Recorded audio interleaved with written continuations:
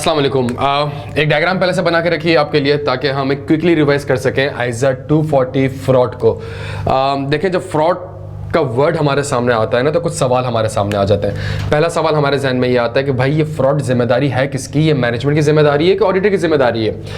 दूसरा सवाल हमारे पास आता है कि जी अगर ऑडिटर की जिम्मेदारी है तो आइजा 200 में तो लिखा था कि जी फ्रॉड तो इनहेरेंट लिमिटेशन है, आप तो कभी एब्सोल्यूट एश्योरेंस ऑब्टेन ही नहीं कर सकते बिकॉज ऑफ फ्रॉड, और ये इतनी ज्यादा रिस्पॉन्सिबिलिटीज यहाँ पे भी बताई गई हैं। तो सर आए आज की क्लास में हम आइजा 240 फ्रॉड का एक क्विक रिव्यू करते हैं और आज ही की क्लास में इस डायग्राम के मदद से हम इंशाल्लाह आइजा 240 को रिवाइज भी करते हैं। देखें सबसे पहले जो रिस्पॉन्सिबिलिटी है वो रिस्पॉन्सिबिलिटी मैनेजमेंट की है।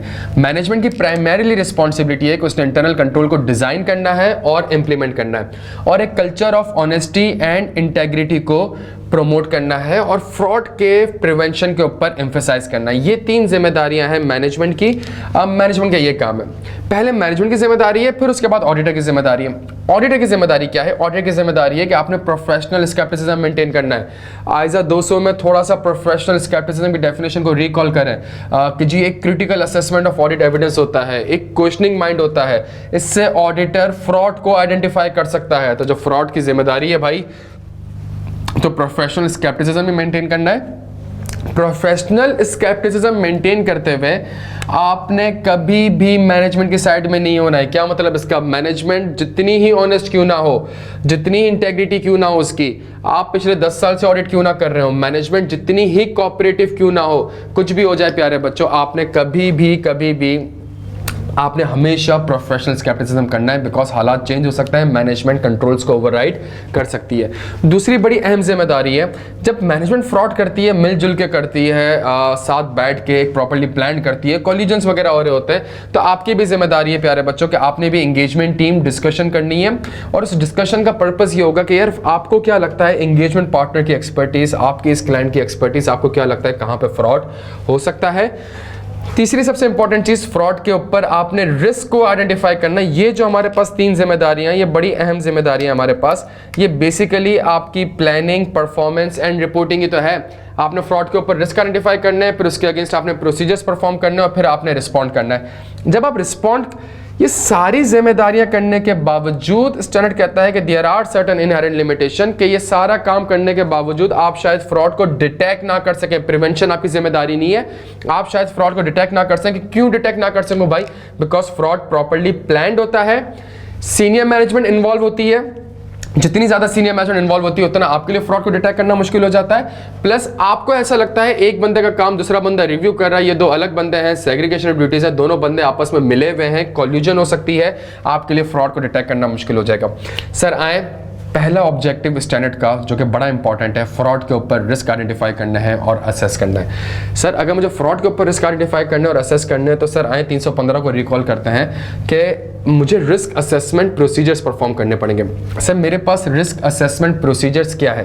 मेरे पास जो पहला रिस्क असेसमेंट प्रोसीजर है सर वो इंक्वायरी है। सर मैं इंक्वायरी किससे करूं? सर जब जिम्मेदारी मैनेजमेंट की है तो इंक्वायरी भी आप मैनेजमेंट से करें। सर मैं मैनेजमेंट से क्या इंक्वायरीज करूं कि मुझे फ्रॉड के ऊपर रिस्क पता चल जाए? भाई मैनेजमेंट का प्रोसेस हम पूछे आप कि भाई आपकी जब जिम्मेदारी, तो आप बताएं आपका क्या प्रोसेस है, आप किस तरीके से फ्रॉड के ऊपर रिस्क को आइडेंटिफाई करते हैं और असेस करते हैं, आपका क्या प्रोसेस है, किस तरीके से फ्रॉड को प्रिवेंट करते हैं, डिटेक्ट करते हैं और करेक्ट करते हैं। दूसरी चीज, अगर इतना हसीन प्रोसेस है आपका तो बताएं आपकी असेसमेंट क्या है, आपको क्या लगता है फाइनेंशियल स्टेटमेंट में कहां पे फ्रॉड हो सकता है, मैनेजमेंट कहां पे फ्रॉड कर सकती है, एम्प्लॉय आपके कहां पे फ्रॉड कर सकते हैं, आपकी असेसमेंट क्या कहती है। तीसरी चीज, भाई मुझे तो आपके ऊपर ही डाउट क्रिएट हो रहा है, अगर आप ही खुद बैठ के फ्रॉड करो तो क्या आप अपना प्रोसेस दोस्त चार्ज विद गवर्नेंस को कम्युनिकेट करते हो? बिकॉज दोस्त charge with governance, board of director, उनकी जिम्मेदारी होती है मैनेजमेंट के प्रोसेस को ओवरसाइट करना। क्या आपकी जिम्मेदारी थी honesty and integrity, culture of honesty and integrity को प्रमोट करना? क्या आपने एथिकल वैल्यूज कम्युनिकेट की थी या नहीं की थी? अपने एम्प्लॉइज को code of conduct, ethical values communicate की थी कि नहीं की थी? जिस तरह हम ऑडिटर्स पे आईकैप का कोड ऑफ एथिक्स अप्लाई होता है, इस तरह मैनेजमेंट भी कुछ एक best business practices, code of conduct अपने एम्प्लॉइज को कम्युनिकेट कर रही होती है। मैनेजमेंट से इंक्वायरी करने के बाद सर मैं भागूंगा फौरन से दोस्त चार्ज विद गवर्नेंस के पास और उनसे भी इंक्वायरीज करूंगा और उनसे पहली इंक्वायरी ये करूंगा कि भाई जो प्रोसेस आपको कम्युनिकेट किया गया है क्या आपने उसको ओवरसाइट किया भी है कि नहीं किया। इसके बाद प्यारे बच्चों मैं जाऊंगा इंटरनल ऑडिटर के पास और उनसे इंक्वायरी करूंगा, भाई आपका तो काम था फ्रॉड को डिटेक्ट करना, क्या आपकी नॉलेज में कोई फ्रॉड और सस्पेक्टेड फ्रॉड है भी या नहीं, क्या आपकी नॉलेज में कोई फ्रॉड और सस्पेक्टेड फ्रॉड है। जब मैंने सारे काम कर लिए, मुझे एक चीज बड़ी इंपॉर्टेंट है, फ्रॉड और एरर में बुनियादी फर्क किस चीज का है। फ्रॉड और एरर में बुनियादी फर्क है फ्रॉड रिस्क फैक्टर्स का। इट मींस फ्रॉड और एरर में जो बुनियादी फर्क है वो इंटेंशन का है। फ्रॉड इंटेंशनली किया जाता है, जब इंटेंशनली किया जाता है तो इट मींस कोई ना कोई रिस्क फैक्टर होगा जिसकी वजह से, कोई ना कोई फैक्टर्स ऐसे होंगे जिसकी वजह से कंपनी फ्रॉड करेगी। वो क्या रिस्क फैक्टर होगा? वो पहला रिस्क फैक्टर होगा मेरे पास इंसेंटिव स्लैश प्रेशर।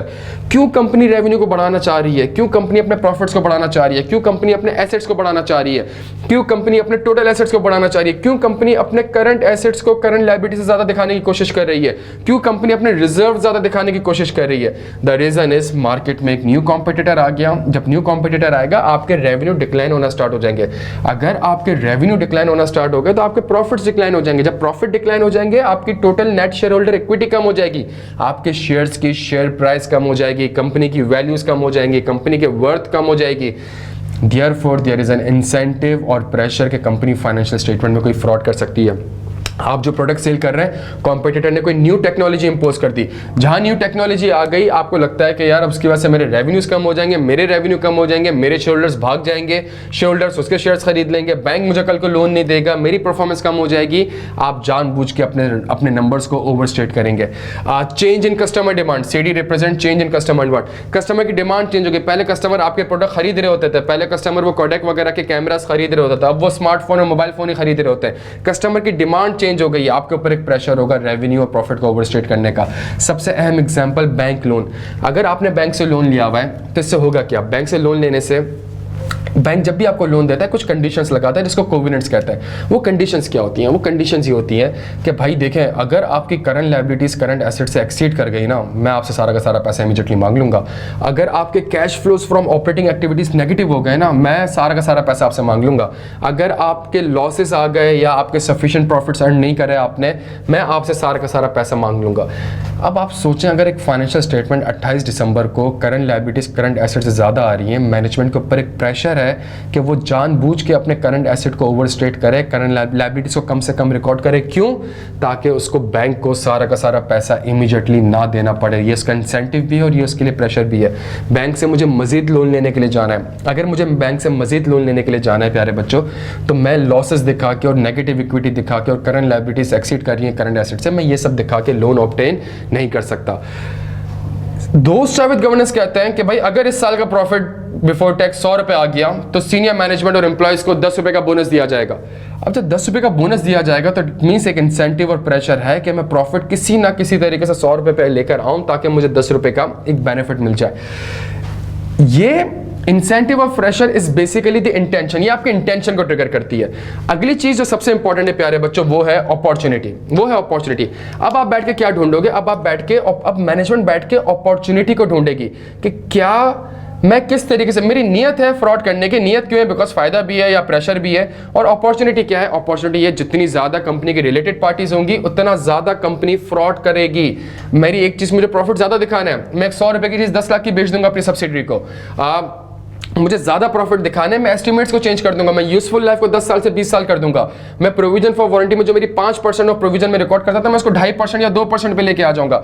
मैं बैड डेट एक्सपेंस जो 10% ऑफ सेल्स का रिकॉर्ड करता था मैं उसको 1% पे लेके आ जाऊंगा।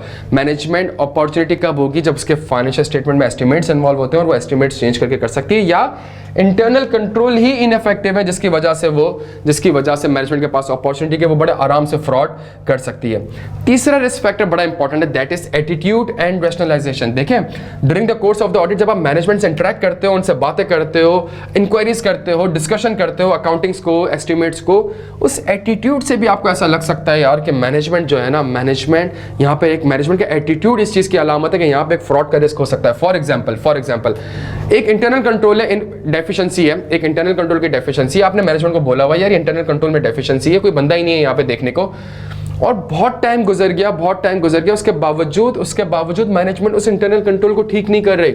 मैनेजमेंट की जिम्मेदारी थी कुछ इंटरनल कंट्रोल डिजाइन और इंप्लीमेंट करने ताकि फ्रॉड को प्रिवेंट कर सके, डिटेक्ट कर सके। मैनेजमेंट ऐसा नहीं कर रही। इट मींस मैनेजमेंट का एटीट्यूड इस चीज की अलामत है कि यहाँ पे एक फ्रॉड का रिस्क है। फॉर एग्जाम्पल, सेकंड सबसे इंपॉर्टेंट चीज, जब मैनेजमेंट आपसे डिस्कस कर रही होती है और वो बार बार कहते हैं कि नहीं मुझे तो प्रॉफिट 500 मिलियन दिखाना है, मैंने तो क्रेडिटर्स को ये बोला हुआ है, मैंने तो इन्वेस्टर्स को ये बोला हुआ है, और मैं ये वाली पॉलिसी अगर अडॉप्ट करूंगा तो इससे मेरा प्रॉफिट बढ़ जाएगा, ये वाली मैं नहीं कर रहा, इससे मेरे प्रॉफिट्स कम हो जाएंगे। अगर मैनेजमेंट इस तरह की बात करे, इट मीन्स फाइनेंशियल स्टेटमेंट में एक फ्रॉड का रिस्क है। ये सारे काम करने के बाद प्यारे बच्चों 315 को रिकॉल करें, आपके पास दो रिस्क आएंगे, एक एफएस लेवल का होगा, एक आपके पास रिस्क होगा एसर्शन लेवल का। एफएस लेवल पे फॉर एग्जाम्पल आप कहते हो कि बोनस देंगे भाई अगर प्रॉफिट बिफोर टैक्स कितना हो जाए, 100 रुपये हो जाए। इसका मतलब है ये आपके पास कौन से लेवल का रिस्क आ जाएगा, ये एक एफएस लेवल का आपके पास रिस्क आ जाएगा। एफएस लेवल पे चाहे कोई रिस्क आए या ना आए, एक रिस्क ता कयामत होगा जिसका नाम होगा management override of control. Management controls को कैसे ओवरराइड कर सकती है? Management fictitious journal entries record कर सकती है, मैनेजमेंट अपने अकाउंटिंग एस्टिमेट्स को चेंज कर सकती है, मैनेजमेंट किसी कॉम्प्लेक्स ट्रांजैक्शन में एंगेज हो सकती है, मैनेजमेंट एडवांस और डिले कर सकती है। क्या मतलब? अगले साल का रेवेन्यू आज रिकॉर्ड कर दे एडवांस में, और डिले का मतलब इस साल के एक्सपेंसेस को अगले साल लेके चले जाए।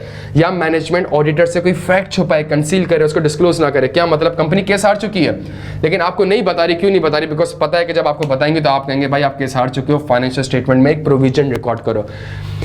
एक और रिस्क मेरे पास होगा एजर्शन लेवल का, और एजर्शन लेवल पे जो एक रिस्क है प्यारे बच्चों वो कहलाता है रेवेन्यू रिकॉग्निशन। मैनेजमेंट और ये दोनों प्रिज्यूम रिस्क है प्यारे बच्चों। एमओसी का रिस्क और रेवेन्यू रिकॉग्निशन का risk is a presumed risk. ये आपने प्रिज्यूम करना है, चाहे इन अंडरस्टैंडिंग से कोई फ्रॉड रिस्क आपको आइडेंटिफाई हो या ना हो, चाहे कोई फ्रॉड रिस्क फैक्टर मौजूद हो या ना हो, उस कंपनी के ऑडिट में दो significant risk due to fraud हमेशा होंगे। एक एफएस लेवल का होगा जिसका नाम होगा एमओसी, एक एजर्शन लेवल का नाम होगा जिसका एक एजर्शन लेवल पे होगा जिसका नाम होगा रेवेन्यू रिकॉग्निशन। इसकी एक एक्सेप्शन है कि अगर रेवेन्यू बहुत ही सिंपल नेचर का है, ना उसमें कोई अकाउंटिंग पॉलिसीज इन्वॉल्व है, ना उसमें कोई एस्टिमेट्स इन्वॉल्व है, तो इस केस में स्टैंडर्ड आपको अलाउ करता है कि आप रेवेन्यू पे फ्रॉड का सिग्निफिकेंट रिस्क आइडेंटिफाई ना करें।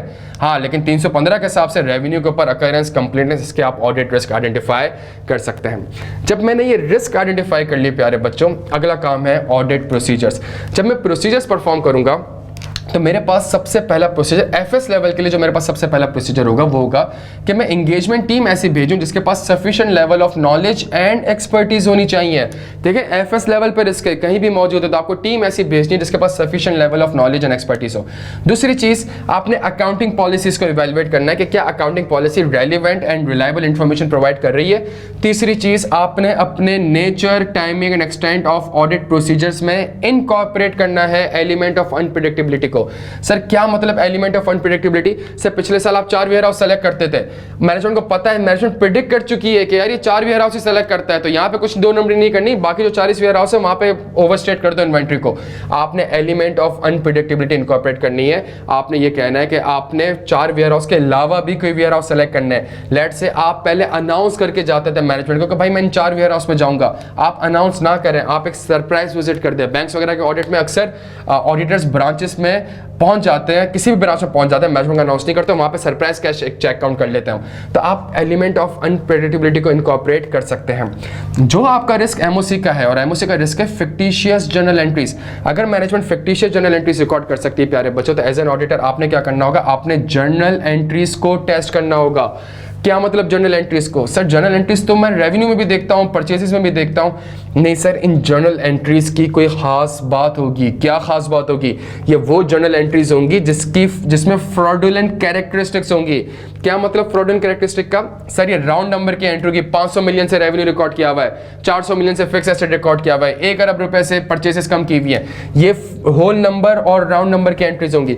सर ये वो एंट्रीज होंगी जो पब्लिक हॉलीडेज में पास की गई होंगी, जो वीकेंड्स पे पास की गई होंगी। सर ये वो एंट्रीज होंगी जो कि ईयर एंड और मंथ एंड और क्वार्टर एंड के ऊपर, देखे ना टारगेट पूरे नहीं हो रहे तो ईयर एंड के आसपास ही फ्रॉड हुआ होगा।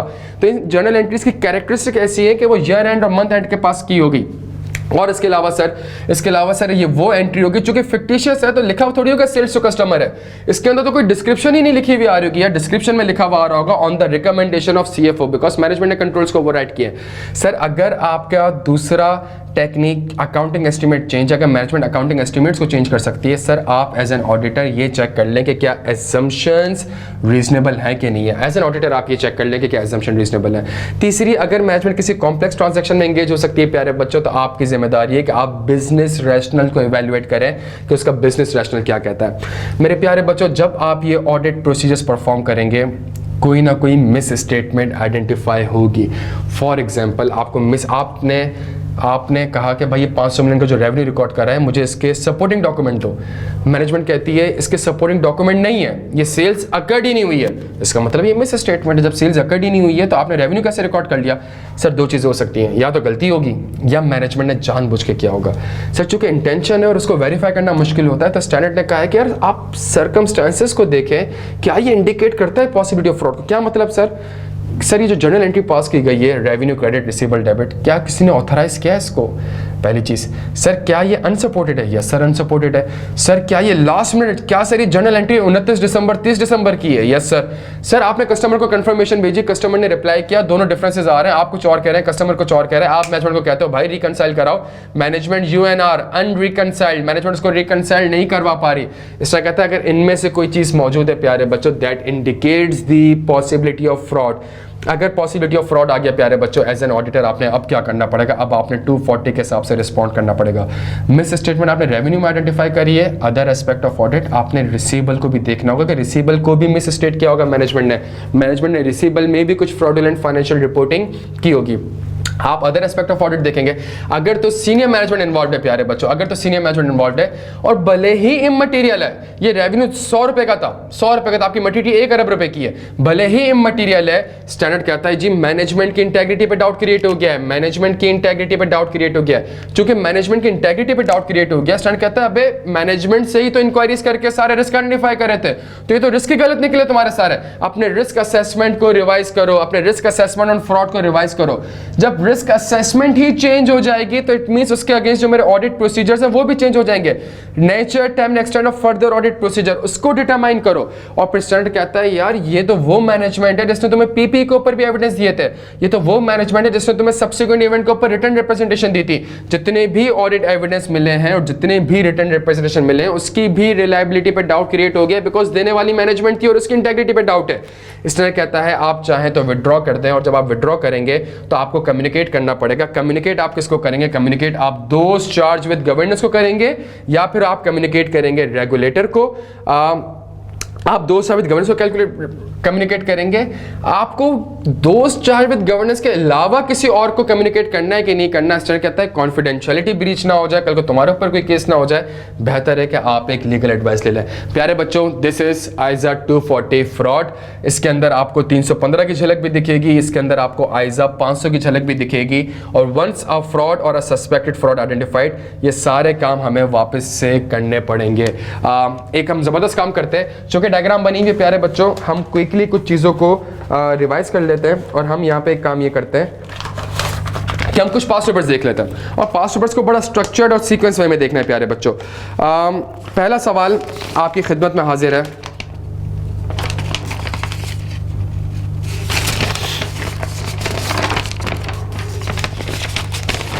Autumn 2016 question number 2 part A, discuss the external auditors responsibility relating to fraud in an audit of financial statement. भाई मेरी जिम्मेदारी क्या है? मेरी जिम्मेदारी है प्रोफेशनल स्केप्टिसिज्म मेंटेन करना, मेरी जिम्मेदारी है एंगेजमेंट टीम डिस्कस करना, एंगेजमेंट टीम में डिस्कशन होगा कहां पे फ्रॉड हो सकते हैं एफएस में, मेरी जिम्मेदारी है फ्रॉड के ऊपर रिस्क को आइडेंटिफाई करना और असेस करना, मेरी जिम्मेदारी है उस रिस्क के अगेंस्ट ऑडिट प्रोसीजर परफॉर्म करना, और मेरी जिम्मेदारी है अगर मुझे कोई फ्रॉड या सस्पेक्टेड फ्रॉड आइडेंटिफाई होता है तो मैंने रिस्पॉन्ड करना है।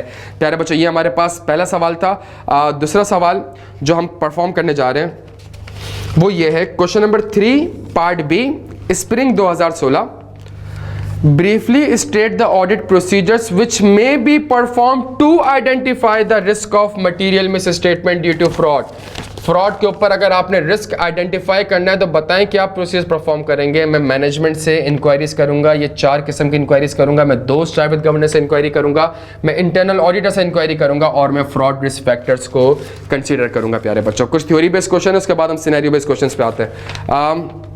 मेरे पास एक और जो एक जबरदस्त सवाल है, autumn 2019, question number 2 part C, briefly describe any 5 inquiries that the auditor may make for identifying the risk of material misuse due to fraud. Same answer है हमारा, सवाल चेंज है। पहले वो कह रहा था सवाल में कि मुझे बताएं फ्रॉड के रिस्क आइडेंटिफाई करने के लिए क्या प्रोसीजर परफॉर्म करेंगे। अब वो कह रहा है फ्रॉड के रिस्क आइडेंटिफाई करने के लिए मुझे बताएं क्या इंक्वायरीज करेंगे। मैनेजमेंट से 4 किस्म की इंक्वायरीज करूंगा, 2 स्टार विद गवर्नेंस इंक्वायरी करूंगा, इंटरनल ऑडिटर से इंक्वायरीज करूंगा। थोड़ा सा आगे बढ़ते हैं प्यारे बच्चों, थोड़ा सा आगे बढ़ते हैं और हम ये देखते हैं ऑटम 2018। या हम एक काम करते हैं, हम एक सवाल करते हैं फ्रॉड रिस्क फैक्टर का।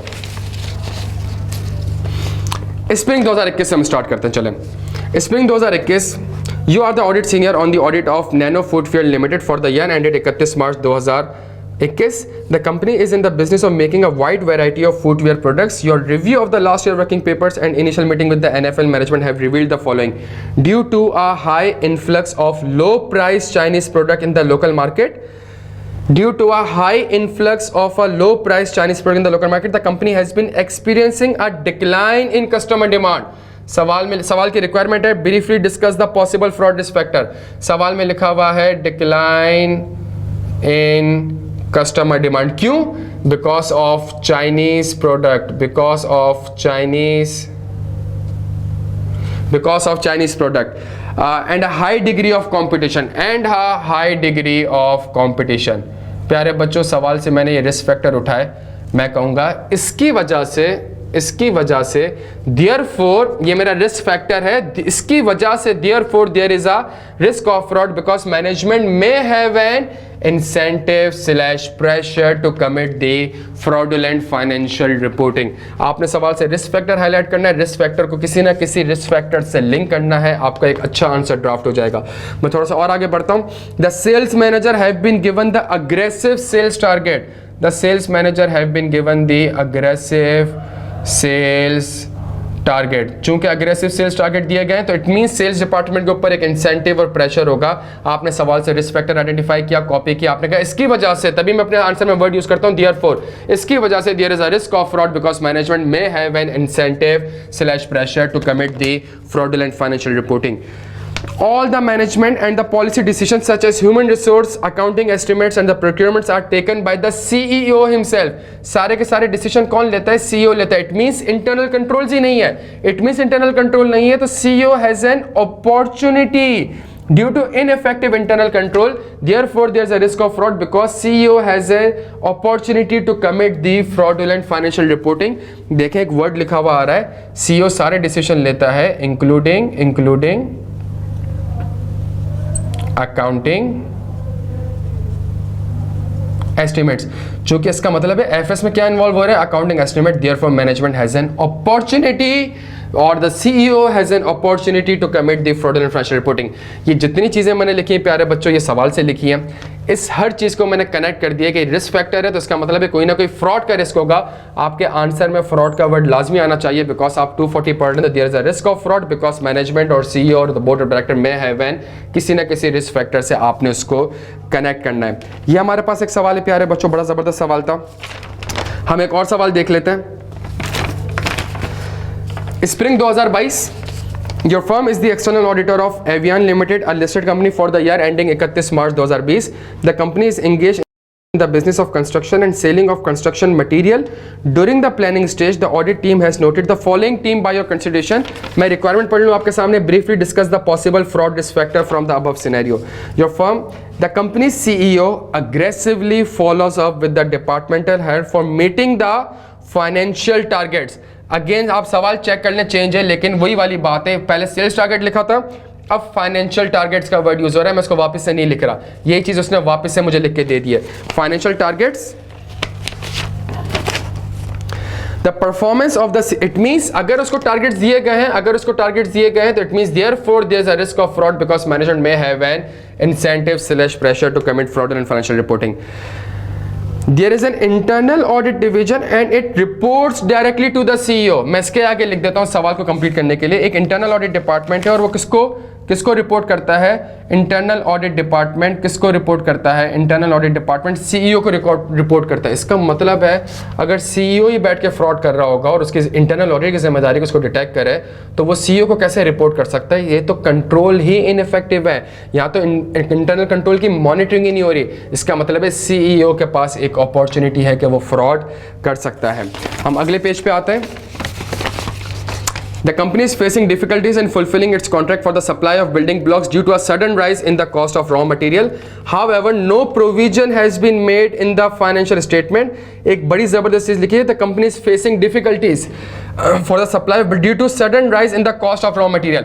सेम सारी चीजें यही अप्लाई हो रही हैं कि एक आपके पास अब चाइनीज प्रोडक्ट नहीं लिखा हुआ, लेकिन है लिखा हुआ क्या है? लिखा हुआ ये कि कंपनी डिफिकल्टी फेस कर रही है। अगर डिफिकल्टी फेस कर रही है किसी ना किसी रीजन की वजह से, therefore there is a risk of fraud because management may have an incentive/pressure to commit the fraud. The company CFO explained that provision has not been made as the amount cannot be determined. इसका मतलब है financial statements में क्या involve हो रहे हैं? Financial statements में estimates involve हो रहे हैं, फाइनेंशियल स्टेटमेंट्स में अकाउंटिंग एस्टिमेट्स इन्वॉल्व हो रहे हैं। Therefore management has an opportunity. और वो क्या रहा है? Audit team was of the view that the provision has not been made because it would significantly affect. It means management का attitude किस चीज की अलामत है कि मैं provision इसलिए रिकॉर्ड नहीं कर रहा because profitability impact हो जाएगी. There is a risk of fraud because of the attitude/rationalization of the management. हम थोड़ा सा और आगे आते हैं। हमने फ्रॉड रिस्क फैक्टर भी पढ़ लिया, इसकी ड्राफ्टिंग भी पढ़ ली प्यारे बच्चों। एक बड़ा ज़बरदस्त सवाल था ऑटम 2018 में, the auditor should be cognizant of the fact that the fraudulent financial reporting often involves management override of control. State any 4 techniques which the management may use for the fraudulent financial reporting.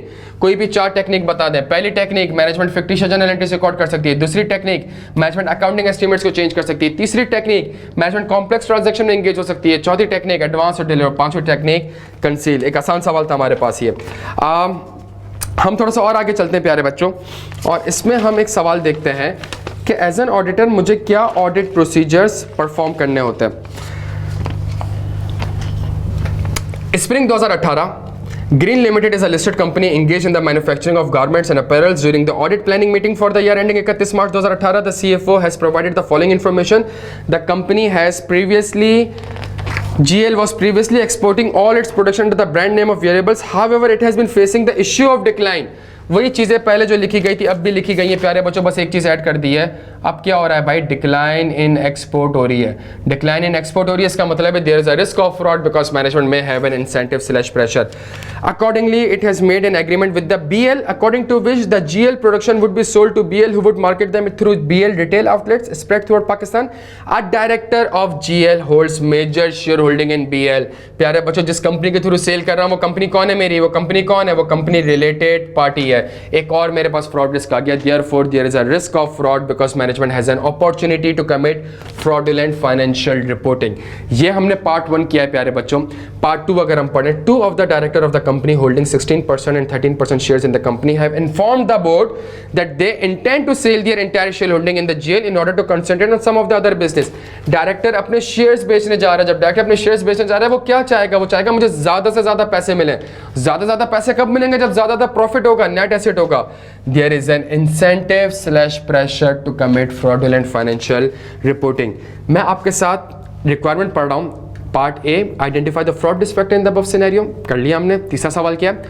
Describe what actions an auditor should take on identifying a fraud risk factor.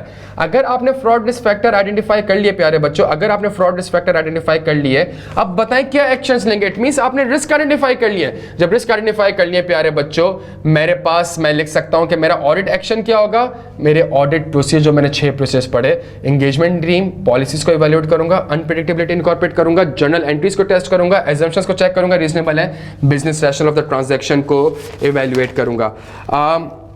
हमने इस area को भी cover कर लिया। आए थोड़ा सा ये एरिया रहता है, इसके ऊपर भी आते हैं।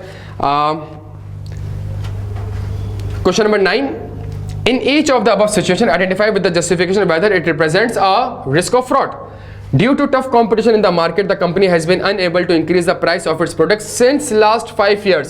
पिछले 5 साल से प्राइस नहीं बढ़ा पा रहा प्यारे बच्चों due to tough competition. Yes there is a risk of fraud because management has an incentive / pressure to commit fraudulent financial reporting. Addition to intangible assets amounting to ₹500 million includes the research cost of ₹10 million. Sir research cost तो PNL में जाना चाहिए, management ने capitalise कर दिया है। इसका मतलब है सर, अब आंसर मेरा यहां पर है, इसका मतलब है ये क्या है, ये मिस स्टेटमेंट है।